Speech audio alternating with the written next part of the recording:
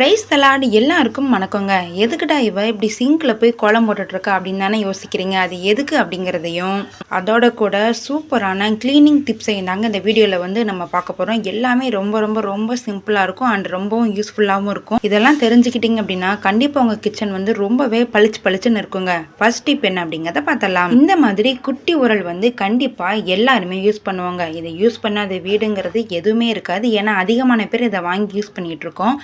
ஆனால் இதை யாருமே க்ளீன் பண்ணவே மாட்டாங்க. இப்போது இதில் கூட பாருங்கள் எவ்வளவு அழுக்கு இருக்குது அப்படின்றத. ஏன்னா மிளகு இஞ்சினி எல்லாத்தையுமே நம்ம தட்டிட்டு அதை அப்படியே வச்சுருவாங்க. அப்படியே கழுவுனாலும் லைட்டாக தண்ணியை ஊற்றி கழுவிட்டு வச்சுருவோம். ஆனால் நம்ம அப்படி பண்ணவே கூடாதுங்க. ஏன்னா இந்த கல்லோட உள்ளுக்குள்ளே பார்த்திங்கன்னா சின்ன சின்ன குழிகள்லாம் இருக்கும். அதுக்குள்ளே போய் எல்லாமே அழுக்கெல்லாம் சேர்ந்துக்கிறோங்க. இந்த குலைவி இடிக்கிற கல்லுலையும் பாருங்கள் எவ்வளவு அழுக்கு இருக்குன்னு. நம்ம வெறும் தண்ணியை மட்டும் ஊற்றி க்ளீன் பண்ணோன்னா உள்ளே இருக்கிற அழுக்கெல்லாம் க்ளீனாக போகாது. அதனால் இப்போ இந்த குலைவுகளில் எப்படி க்ளீன் பண்ணலாம் அப்படிங்கிற டிப்ஸை தான் பார்க்க போகிறோம். இதுக்கு 1 ஸ்பூன் சோடா உப்பை வந்து இந்த குலைவுகளுக்கு உள்ளே வந்து போட்டுக்கோங்க. அதுக்கப்புறமா லெமனில் வந்து ஒரு பாதி லெமனை மட்டும் எடுத்து இந்த மாதிரி நல்லா பிழிஞ்சு விட்டுக்கோங்க. நீங்கள் பிழிஞ்சதும் பார்த்தீங்கன்னா நல்லா வந்து நுரை வந்து பொங்கி வரும். இதை வந்து ஏதாவது ஒரு ஸ்பூனை வச்சு நல்லா இந்த மாதிரி கலக்கி விட்டுக்கோங்க. இந்த கலக்குனதையே உரலுக்கு மேலே கீழே சைட்லன்னு ஃபுல்லாக வந்து இந்த மாதிரி அப்ளை பண்ணி விட்ருங்க. இப்போ நீங்களே பாருங்கள் நம்ம பண்ண அந்த அழுக்கெல்லாம் வெளியே வரும். அதே மாதிரி இந்த மேலே நம்ம இடிக்கிற கல்லுலேயும் வந்து உள்ளே போட்டு இந்த மாதிரி நல்லா திருகிக்கோங்க. மேலே நம்ம இடிக்கிறதுல வந்து ஒரு பக்கம் மட்டும் நீங்கள் பண்ணாமல் 2 பக்கமுமே பண்ணுங்கள். ஏன்னா சில நேரம் வந்து நம்ம 2 சைடுமே உள்ளே போட்டு வந்து நம்ம தட்டிப்போம். அதனால் 2 சைடுமே கண்டிப்பாக அழுக்கு இருக்குங்க. அதனால் மேல் பக்கமும் க்ளீன் பண்ணிவிட்டு கீழ் பக்கமும் இந்த மாதிரி க்ளீன் பண்ணுங்கள். நல்லா இந்த மாதிரி உள்ளே இருக்கிற அந்த சோடா உப்பு லெமனோட கலவையை வந்து உரல் ஃபுல்லாக நல்லா தடவிட்டு நல்லா கொதிக்கிற தண்ணியை வந்து இந்த உரலுக்குள்ளே வந்து இந்த மாதிரி ஊற்றி விட்ருங்க. இப்போ வந்து நான் தண்ணி வந்து நல்லா சுட வச்சுருக்கேன். இந்த தண்ணியை உரலுக்குள்ளே நல்லா முழுகிற அளவு போட்டுட்டு ஒரு 10 இல்லாட்டி 1/4 மணி நேரம் நல்லா இந்த தண்ணியை வந்து அதுக்குள்ளேயே போட்டு ஊற விட்ருங்க. இப்போ பாருங்கள் இது வந்து நல்லா 1/4 மணி நேரம் ஊறிடுச்சுங்க. ஊறினதுக்கப்புறம் அதே தண்ணியை வச்சு நான் உரலுக்கு மேல் பக்கம் வந்து இந்த மாதிரி நல்லா தடவிடுறேன். நல்லா இந்த மாதிரி தடவி எடுத்ததுக்கப்புறமா வெறும் சாதாரண பச்சை தண்ணியில் வந்து சோப்பெல்லாம் எதுவுமே நீங்கள் போட வேண்டாம். அந்த சாதாரண தண்ணியில் வந்து இப்போ நான் கழுவி காட்டுறேன் பாருங்கள். இந்த உரல் வந்து எவ்வளவு க்ளீனாக உள்ளே இருக்க அழுக்கெல்லாம் போய் எப்படி இருக்குது அப்படிங்கிறத நீங்களே பாருங்கள். இதுக்குள்ளே பார்த்தீங்கன்னா ஒரு அழுக்கு இல்லைங்க, உள்ளே இருந்த குழியில் இருந்த அழுக்கு கூட எல்லாமே வெளியே வந்துடுச்சு. இது வந்து ரொம்பவும் க்ளீன் ஆயிடுச்சு. இப்போது இதே மாதிரி வாரத்துக்கு ஒரு தடவை நீங்களும் உங்கள் வீட்டில் இருக்கிற அந்த குழவிக்கல்லை வந்து செஞ்சு பாருங்கள். நெக்ஸ்ட் டிப் என்ன அப்படிங்கிறத பார்த்தலாம். இந்த பிரச்சனை வந்து கண்டிப்பாக எல்லா லேடிஸுமே சந்திப்போங்க. என்னென்னா சிங்கில் வந்து இந்த மாதிரி அடைப்பு இருந்துச்சுன்னா அது எப்படி எடுக்கணும் அப்படிங்கிறது நிறைய பேருக்கு ஒரு கொஸ்டின் மார்க்காகவே இருக்கும். கையெல்லாம் விட்டு அதில் இருக்கிற அழுக்கு எடுக்கிறதுக்கு நம்மளுக்கு ரொம்பவே அருவருப்பாகவும் இருக்குங்க. அப்படிப்பட்ட நேரத்தில் என்ன பண்ணணும்னா இந்த மாதிரி ஒரு வாட்டர் பாட்டில் எடுத்துக்கோங்க. வாட்டர் பாட்டிலை மூடியை மட்டும் கழட்டிட்டு இந்த சிங்கோட மேலே இருக்கிற ஓட்டையில் இந்த மாதிரி வச்சு நீங்கள் அமுக்கி நீங்கள் வெளியே எடுக்கணும். இப்படி எடுக்கும்போது பார்த்தீங்கன்னா அந்த ஏர் பபிள்ஸ் மூலமாக உள்ளே இருக்கிற அழுக்கு எல்லாமே போயிடும். இந்த சிங்கில் இருக்கிற தண்ணியும் ஈஸியாக கீழே போயிருங்க. இப்போ இந்த சிங்க்லையும் பாருங்கள் எவ்வளோ அடைப்பு இருந்ததுன்னு. நான் வந்து இந்த வெறும் வாட்டர் பாட்டிலை வச்சு இந்த அடைப்பை வந்து நான் சூப்பராக எடுத்துட்டேன்.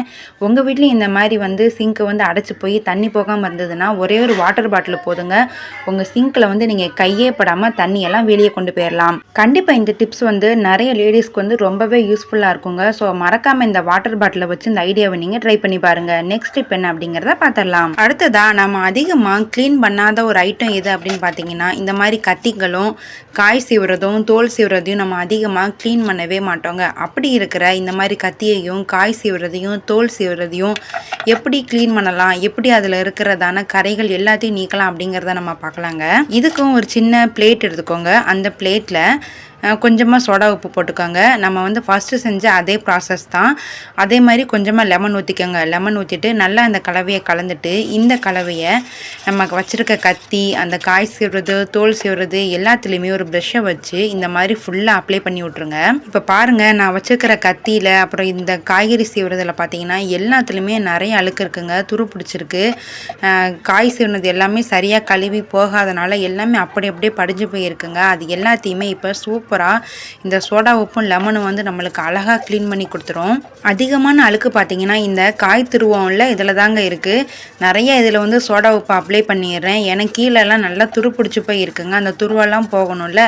நல்லா ஃபுல்லாக இந்த மாதிரி அப்ளை பண்ணி விட்டு இந்த ப்ரெஷ்ஷை வச்சு நல்லா இந்த மாதிரி அழுத்தி நல்லா தேய்ச்சி விட்டுட்டேங்க. அடுத்து நம்ம பிழிஞ்ச அந்த எலுமிச்சம்பழம் தோலை வச்சு இந்த காய் துருவது எல்லாத்தையுமே நல்லா இந்த மாதிரி அழுத்தி நான் தேய்ச்சி விட்டுறேன்.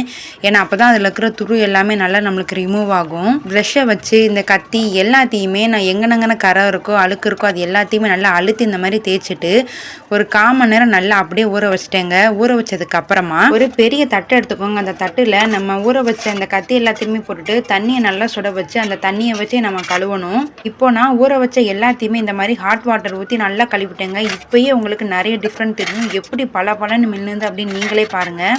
உங்களுக்கு இந்த தட்டை பார்த்தாலே தெரியும், இந்த கத்தியில் இந்த துருவுறது எல்லாத்துலேயுமே எவ்வளோ அழுக்கும் துருவும் இருந்திருக்குன்னு. ஆனால் இப்போ பாருங்கள் எவ்வளோ சூப்பராக கடையில் வாங்கின மாதிரியே புதுசாக பலன்னு இருக்குது அப்படிங்கிறது உங்களுக்கே தெரியுங்க. இப்போ பார்த்தீங்கன்னா இதில் எதுலேயுமே ஒரு துளி அழுக்கு இல்லைங்க. எல்லாமே சூப்பராக க்ளீன் ஆயிடுச்சு. இந்த காய்கறி சீவோம்ல இதில் கொஞ்சமாக எண்ணெயை வந்து ஃபுல்லாக இந்த மாதிரி அப்ளை பண்ணி விட்ருங்க. நான் வந்து கையில் அப்ளை பண்ணுறேன். ஆனால் அது வந்து கையில் அப்ளை பண்ணக்கூடாது. நான் அவசரத்தில் அப்படியே பண்ணிட்டேங்க.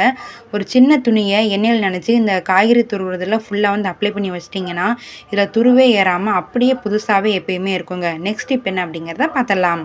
நம்ம அடுத்து பார்க்க போகிறது நிறைய பேருக்கு ரொம்பவே யூஸ்ஃபுல்லான ஒரு வந்து வீடியோ தாங்க. என்னென்னா சிங்கை வந்து க்ளீன் பண்ணுறது. இப்போ இந்த சிங்கில் பாருங்கள் எவ்வளவு அழுக்கு இருக்குது அப்படிங்கிறத. நிறைய அழுக்கு இருக்குங்க இதில். இதை வந்து வெறும் 2 பொருள் வச்சு சோடா உப்பும் இல்லாமல் எலுமிச்சம்பழமும் இல்லாமல் நம்ம சூப்பராக க்ளீன் பண்ண போகிறோம். இப்படி இருக்கிற சிங்க்கை வந்து இப்போ நம்ம க்ளீன் பண்ணதுக்கப்புறம் பார்த்தீங்கன்னா உண்மையாகவே புதுசாக வாங்கின சிங்க் மாதிரி மாறிடுங்க. அது எப்படி பண்ணலாம் அப்படிங்கிறத வாங்க போய் பார்க்கலாம். ஒரு கைப்பிடி அளவு கோலமாவு எடுத்துக்கோங்க. கோலமாவை இந்த மாதிரி சிங்க்குக்கு ஃபுல்லாக நல்லா படுற மாதிரி தூவி விட்டுக்கோங்க. நான் வீடியோவில் காட்டுற மாதிரியே மேலே கீழே சைட்லன்னு எல்லா பக்கமும் இந்த மாதிரி வந்து கோலப்பொடியை வந்து தூவி விட்டுருங்க.